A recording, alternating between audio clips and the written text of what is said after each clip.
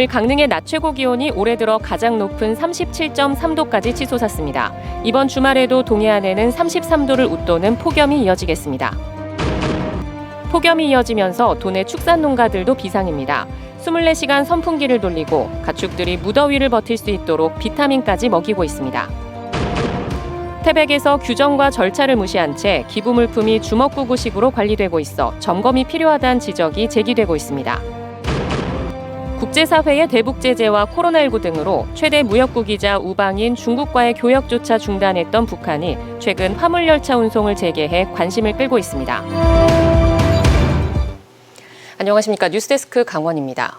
오늘 강릉의 낮 최고 기온이 올해 들어 가장 높은 37.3도까지 치솟으며 동해안 지역은 찜통더위를 보이고 있습니다. 오늘 오후 4시 기준 낮 최고 기온은 삼척 원덕 36도, 양양 34.1도, 고성 대진 33.6도, 속초 청호 32.8도, 동해 31.1도를 기록했습니다. 강원지방기상청은 주말인 내일과 모레도 산지를 포함한 강원 전역에 33도를 웃도는 폭염이 이어지겠고 당분간 강원 동해안과 일부 강원 내륙에는 열대야가 나타나는 곳이 많겠다고 예보했습니다. 연일 무더위가 이어지고 있습니다. 사람뿐 아니라 동물들도 더위를 느끼기는 마찬가지인데 요즘 축산 농가들이 비상입니다. 김인성 기자입니다. 올해 초 아프리카 돼지열병으로 돼지 2만여 마리를 살처분했던 한 양돈단지. 4개월여 동안 비어있던 이곳이 검역당국의 허가로 최근 돼지들을 들이기 시작하며 바빠졌습니다. 농장주의 안내에 따라 축사 안으로 들어가 봤습니다. 우리마다 10마리가량의 돼지가 있습니다. 더위에 지친 돼지들은 24시간 공급되는 시원한 물을 계속 빨아먹습니다. 돼지들이 더위에 스트레스를 받지 않도록 천장에는 두꺼운 단열재를 시공하고 24시간 연속 시원한 물을 공급할 수 있는 시스템을 갖추는 한편 선풍기도 돌리고 있습니다. 덕분에 돈사 안쪽은 29에서 30도 정도로 유지되고 있습니다. 이곳 돈사 안쪽은 천장의 단열재가 직사광선을 막아주고 24시간 선풍시설이 가동되면서 실내 온도가 바깥에 비해 5, 6도가량 낮게 유지되고 있습니다. 농장주는 모처럼 새로 들인 돼지들이 더위 피해를 입진 않을까 노심초사하고 있습니다. 원래 돼지는 추위에는 강하고 더위에는 약한 동물입니다. 그래서 특히 여름철에 방서 대책을 잘해주는 게 중요하고 저희들은 최대한 단열과 환기 시스템을 잘해가지고 강릉의 한 한우 농가. 태어난 지 사흘 된 새끼 송아지부터 임신한 어미소까지 150여 마리를 키우고 있습니다. 24시간 시원한 물을 주고 있는데 더위에 지친 소들이 번갈아가며 와서 물을 먹고 갑니다. 24시간 선풍기를 틀어주고 면역력을 높여 무더위를 이길 수 있도록 영양제도 주고 있습니다. 선풍기로 해서 바람을 일정하게 내보내주면서 이제 영양제나 비타민, 이제 철분제 같은 경우를 꾸준히 먹게끔 해주고요. 그다음에 안개 분무나 이제 드론으로 이제 차광 페인트를 해서 온도를 낮춰주는. 강릉의 한낮 더위가 37.3도까지 치솟으며 자칫 폭염으로 인한 가축 질병까지 우려되고 있습니다. 온도를 낮출 수 있는 환풍기, 쿨러 장비를 상시 가동하여 주시고 축사 지붕이나 벽면에 물을 충분히 뿌려주시기 바랍니다. 그리고 가축에 대해서는 충분한 급수, 사료 급여량을 조절하여 주시기 바랍니다. 자치단체들은 또 폭염으로 가축 피해 징후가 조금이라도 보이면 지체하지 말고 신고해 줄 것을 당부했습니다. MBC 뉴스 김인성입니다. 얼마 전 태백 지역 동사무소에 기부된 쌀이 투명하지 않게 처리된 정황이 드러나면서 지자체 물품 기부 제도를 점검해야 한다는 지적이 제기되고 있습니다. 규정과 절차가 있는데도 사회보장협의체라는 공식 단체를 건너뛰고 주먹구구식으로 관리되고 있습니다. 김영호 기자가 보도합니다. 올해 초 태백시 상장동 행정복지센터에 가스통에 담긴 동전이 기부됐습니다. 기초생활수급자라고 밝힌 어르신이 20년 넘게 모은 동전인데 은행에서 세어보니 18만 8,310원이었습니다. 상장동 행정복지센터와 지역사회보장협의체는 상급 복지기관에 바로 맡겼습니다. 좀 대체로 빨리 하려고 저희는 노력하고 있습니다. 왜냐하면 놓고 그거를 두기에는 좀 물품들이 좀 오래 두기에는 어려운 물품들도 많고 해서 기탁처가 명시되지 않은 기부 물품과 현금은 지자체 읍면동 사무소가 대리 수령만 할 수 있습니다. 처리와 관리는 동사무소와 공동 운영되는 지역사회 보장 협의체가 담당합니다. 배부 절차도 사전에 계획을 세우고 이후 사회보장 정보 시스템 행복 이음에 입력해야 합니다. 하지만 실제 행정에서는 지역사회보장협의체를 패싱한 채 직접 배부하고 결과도 입력하지 않는 경우가 많습니다. 일단 지금까지 우리가 지금 절차는 없고 그냥 회의 자료 보면은 어디서 도왔다 하고만 보고 한다고. 이렇다 보니 기부 물품을 누군가 사적으로 임의 처분해도 알 길이 없습니다. 태백시 문곡 소도동에서는 지난 6개월 동안 기부된 쌀의 배부처가 지역사회보장협의체에 통보되지 않아 상당량의 쌀은 소재가 파악되지 않고 있습니다. 지난 1일 어린이집으로 쌀을 나를 당시 자체 CCTV에는 동사무소에서 39포대의 쌀이 옮겨진 걸로 확인됐지만 어린이집에 배부된 쌀은 5포대가 적은 34포대로 나타났습니다. 일부에서는 쌀을 배부한 팀장 부모님 집에 쌀을 내려놓는 걸 봤다는 증언도 나왔습니다. 트럭 있잖아, 남성이가 청소에 그 차에서 내렸나 보던데요. 아버지 차 앞이라 했던가 아버지 집 앞이라 했던가 5포가 있었겠죠. 이에 대해 해당 팀장은 인터뷰를 거절했고 함께 쌀을 옮겼던 지역 주민은 어린이집에 전달만 했다고 밝혔습니다. 아니 나는 몰라요. 내가 집에다 네. 어린이집 한 군데 두 군데만 이제 쌓아놓고 왔으니까 모르죠.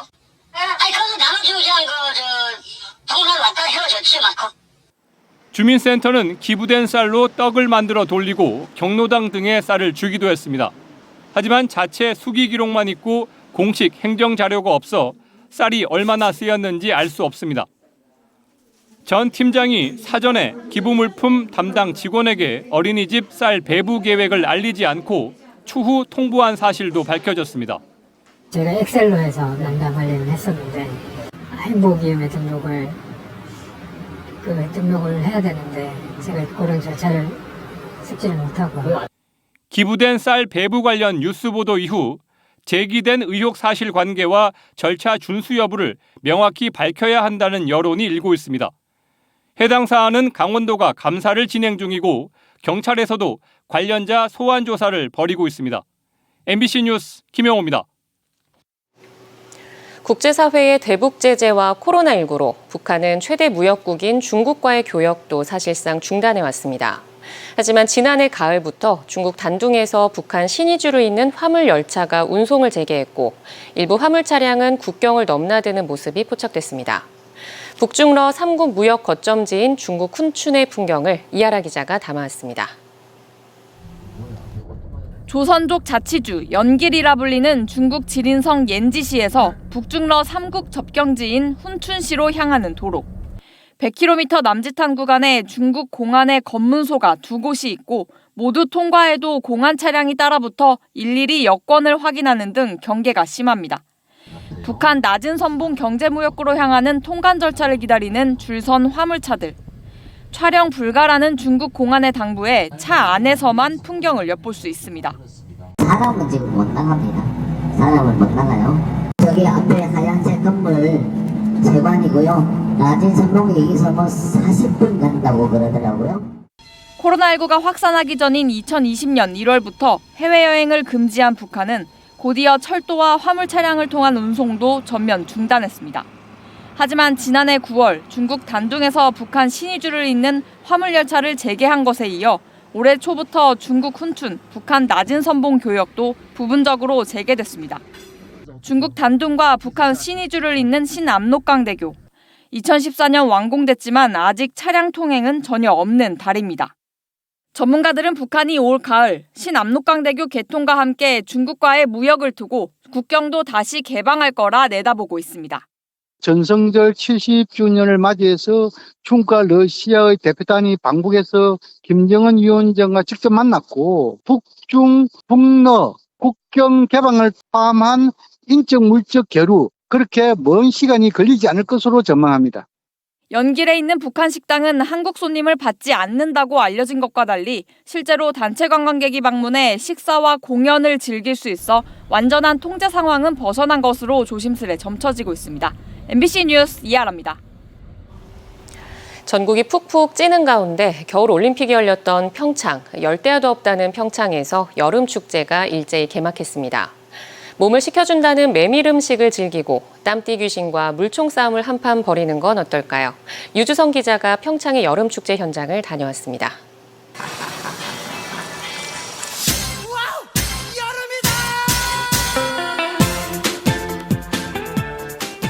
축제장 한켠에 마련된 풀장에서 아이들이 이리저리 뛰놉니다. 친구에게 물을 뿌리고 3m가 좋게 넘는 미끄럼 틀에서 쏜살같이 내려와 물에 풍덩 빠집니다. 가장 호응이 좋은 건 물대포. 펑 소리와 함께 시작된 그야말로 물포탄이 머리 위로 떨어져 더위를 식혀줍니다.